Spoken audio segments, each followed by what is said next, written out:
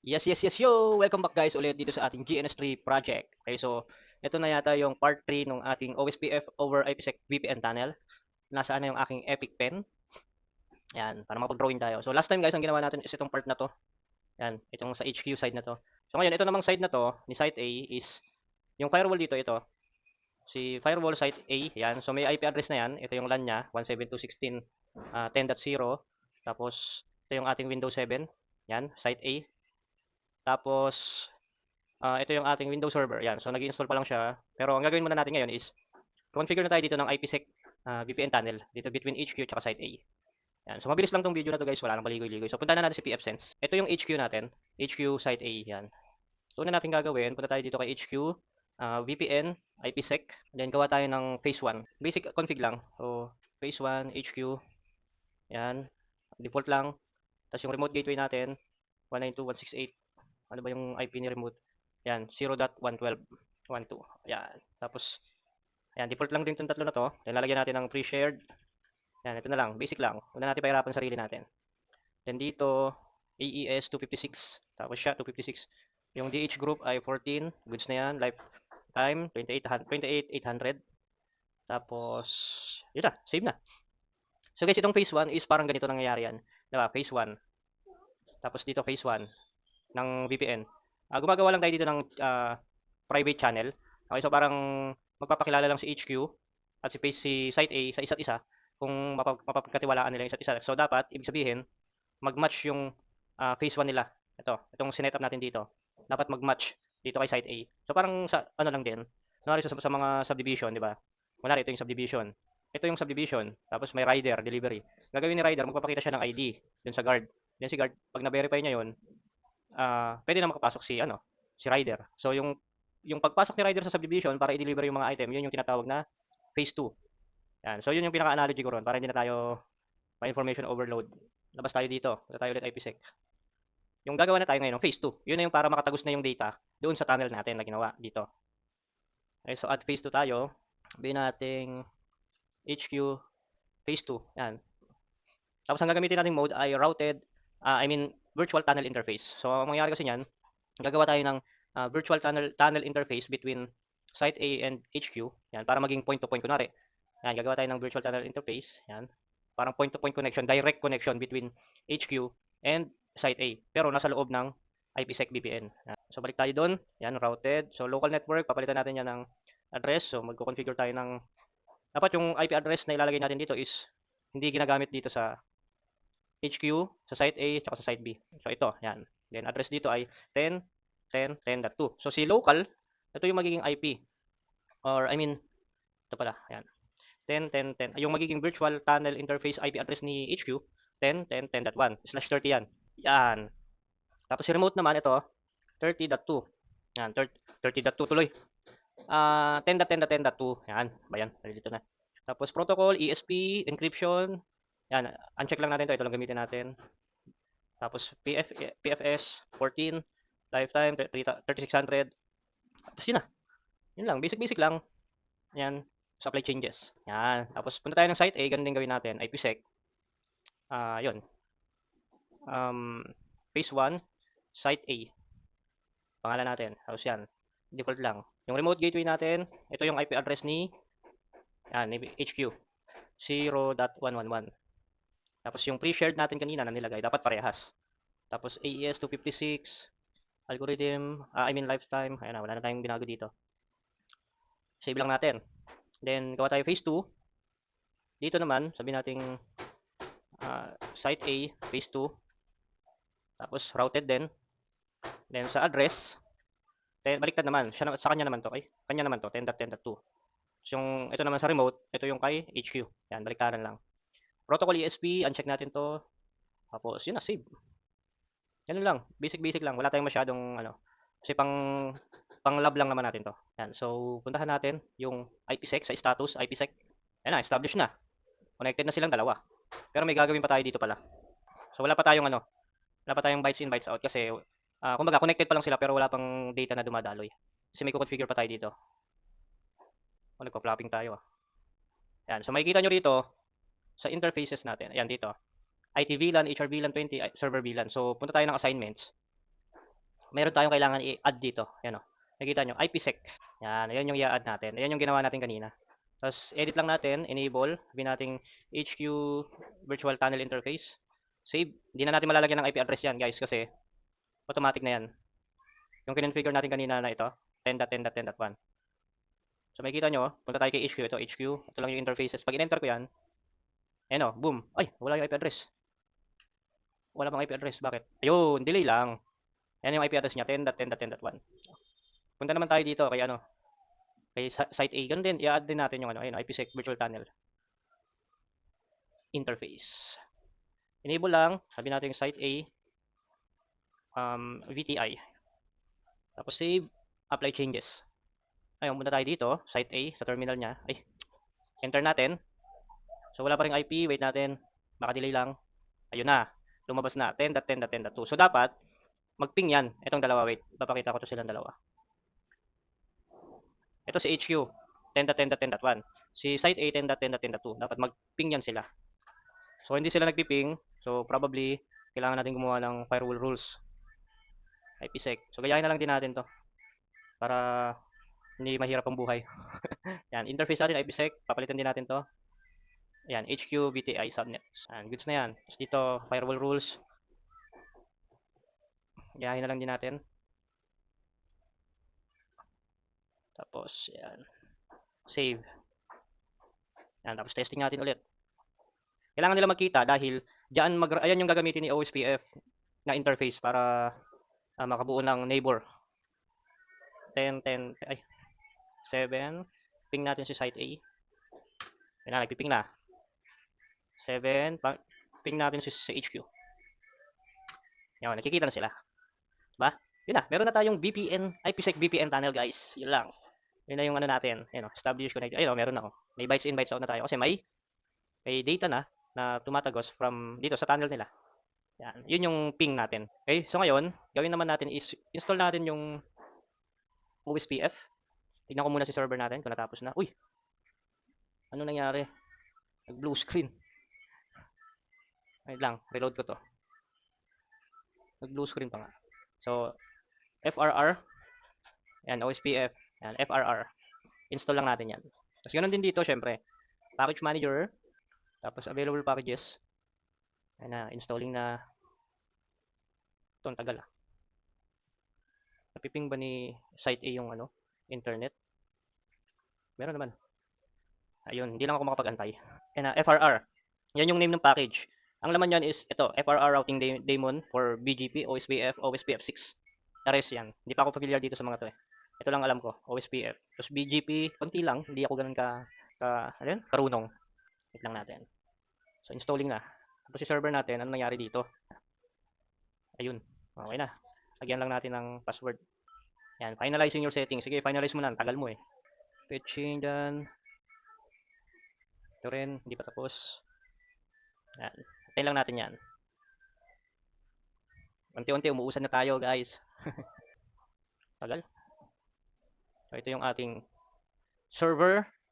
So, hindi pa natin mako-configure to. Antayin muna natin matapos yung ating OSPF. Kasi kailangan, reachable si HQ, which is ito. Ito. Yan, ito yung ating HQ DC01. Dapat reachable to. Ni DC02. Yan. Login tayo. Huwag na tayo dito mag nick teaming para wala nang additional config. Okay na yan. Buti na lang.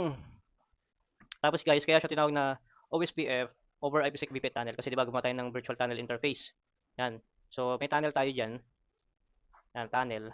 Ayan yung gagamitin ni OSPF, itong tunnel na to para mag-form sila ng neighbor. Yan. Yan kasi yung kailangan ni OSPF eh. Yung neighborhood, neighbor. Basta yun. Diyan sila magpapalitan ng updates. So by the way, hindi ko pala nailagay. Ito yung ating yung HQ na to. Ito yung ating magiging area 0. Ito yung ating magiging area 1. Ito yung ating magiging area 2. Tapos na ba? Ang tagal ah. Halos nagsabay lang sila oh. Dapat pala in-install ko na bago ako nag-video. Ito, blackout na lang.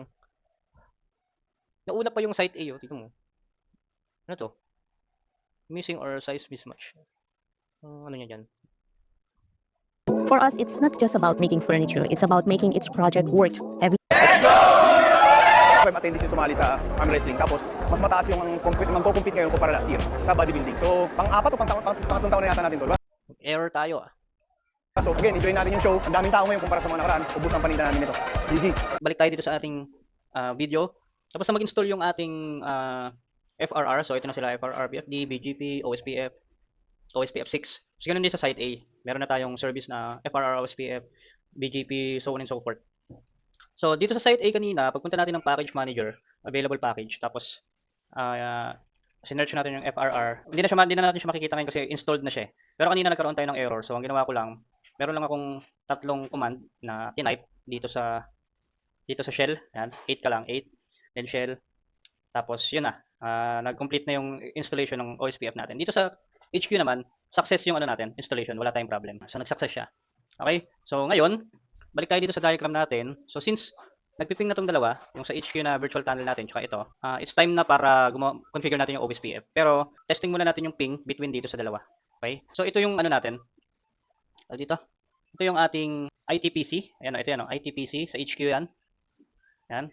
Tapos, CMD tayo. IP config. Ito yung kanyang IP address, 192.168.10.100. I-ping natin yung IP ni IP config. Ito yung niya, IP 172.16.10.100. So, lagyan natin para hindi tayo malito. Tapos, close ko muna to. Yan, ping tayo. 72.16.10.100. Tapos dito rin, ping 192.168.10.100. Yan, so makikita nyo, wala silang communication. Kahit pa sabihin natin na itong dalawa is may tunnel na dito. Yan, pero hindi pa rin makakadaan tong local area network dito, tsaka ito, hindi pa rin magkikita.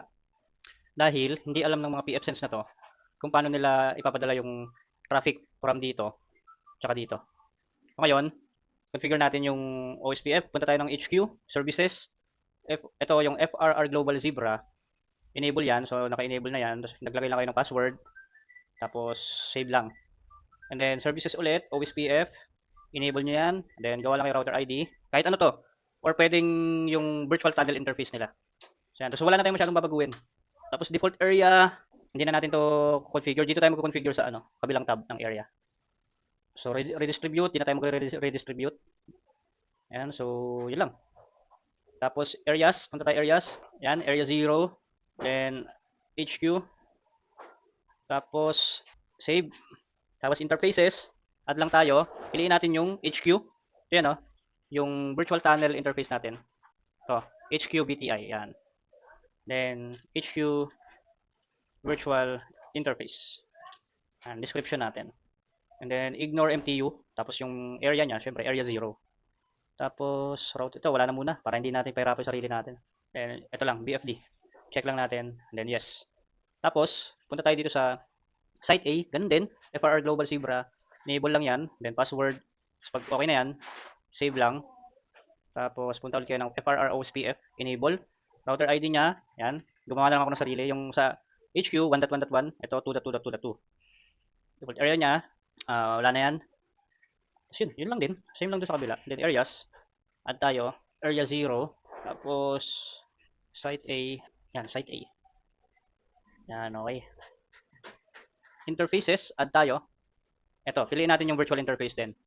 Ito, ayan Site A VTI. Tapos, Site A virtual interface.